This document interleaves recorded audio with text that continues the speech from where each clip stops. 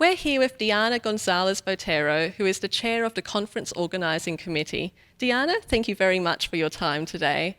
First, we'd like to start off with what role did you play in organising this conference? Thank you. I think my role as the chair was to ensure that we were all sticking to a work plan and that we had our priorities straight, and that whenever any problem arose, there was consultation and consideration of what should we do next, how are we going to solve this problem. There were a lot of late night emails going around, and just making sure that we're staying on track pretty much, and just ensuring that everyone, if there's any need for quick decision making, or like more I'm making the decision for this and this is what we're going to go for.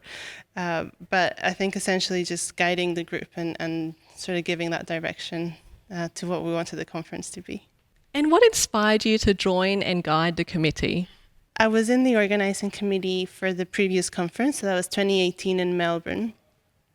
And that was a challenging and fun experience. And I think what we wanted to do was to ensure that there was continuity, and that we were going to capture lessons learned from previous committees. So I think a commitment we made with the previous committee was that there was going to be someone who was going to carry that forward, and I wanted to be one of those people.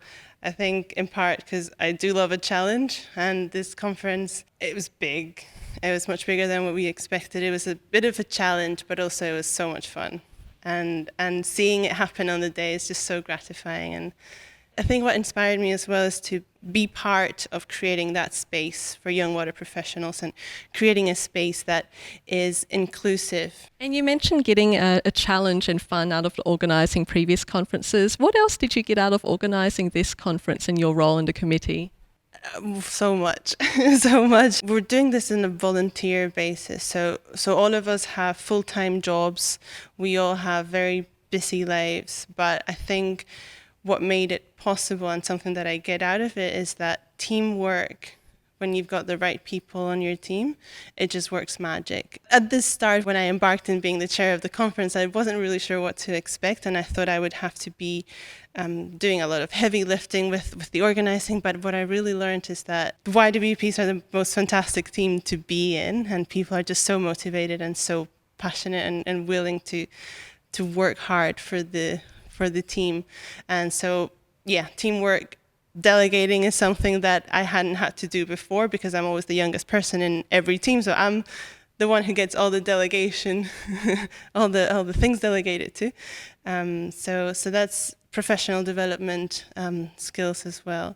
And the other thing is just immense gratification from seeing something from its inception a year ago to see it fully delivered. So you've touched on some of the highlights that you've had from the past 2 days, and we've had a great range of presenters and presentations. What are some of the other highlights for you over the past 2 days of the conference?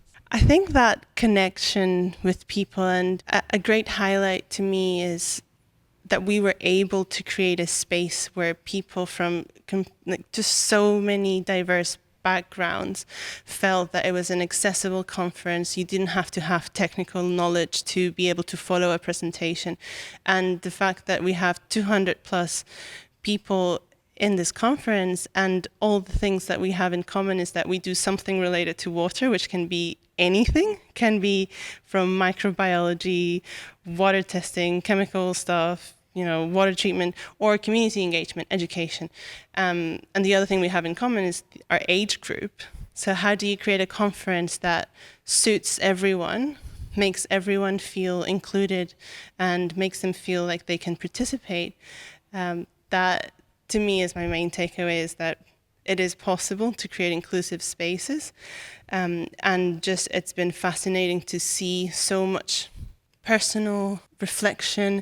And the water story approach that you've taken to this conference has really resonated with a number of disciplines throughout and connected us all. Is there a particular water story that you'll be taking away from today and sharing with your colleagues and networks? There are several. I think one I'm really proud of is Safa's story. So she lives in Gaza, is from Gaza, and her story of political context and complexity, and how that affects a resource, is something that thankfully we don't have to that extreme in Australia, but I think it's something that is worth thinking about. And another story is Shannon's story from from a work exchange in India, and how from an engineering perspective, being in a different context where culture and connection to water was so important beyond the technical solutions. So that, yeah, those are the stories that I'm taking back, and those are the stories that I want to share and I want to amplify through these platforms.